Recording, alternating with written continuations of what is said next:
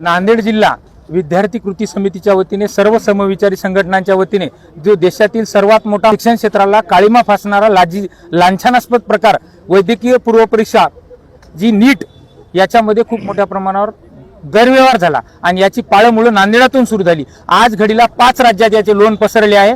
फक्त मोठे गावकर नाहीये तर इतर क्लासेसची सुद्धा चौकशी करण्यात यावी। इतर खाजगी क्लासेसचा सुद्धा मोठे गावकरांचा जो टॉपर आहे तोच इतर टॉपर खाजगी क्लासेसवाल्यांच्या सुद्धा फ्लेक्सवर झळकत होता। त्यामुळे हा सोहळा मेरिटचा नाही, हा मृत्यूचा सोहळा या खाजगी क्लासेसवाल्यांनी बनवलाय। त्यामुळे शिक्षकी वेशात वावरणाऱ्या नराधमांना कठोरातले कठोर शासन झाले पाहिजे। आतापर्यंत 2019 ते 2026 पर्यंत ही नीटची पेपर फुटीची मालिका होती, फक्त 26 पर्यंत नव्हती। त्यामुळे केंद्रीय शिक्षण मंत्री, केंद्रीय गृहमंत्री यांनी नैतिक जबाबदारी स्वीकारून धोरणात्मक पदावरून तात्काळ पायउतार व्हावं आणि यापुढे भविष्यात पेपर फुटीची मालिका ही महाराष्ट्रात अनेक वेळा घडली, आता देशातही घडली। त्यामुळे इथला सखोल तपास हा सगळा अहवाल जनतेसमोर, सामान्य जनतेसमोर आला पाहिजे। नाहीतर मागील वेळीसारखा हा अहवाल गुलदस्त्यात राहू नये, तेव्हाच इथल्या सामान्य जनतेचा, प्रत्येक नागरिकाचा विश्वास दृढ होईल। नाहीतर इथली शिक्षण व्यवस्था, इथलं सरकार स्वतःच्या सत्तेसाठी, स्वतःच्या हुकुमशहापुढे या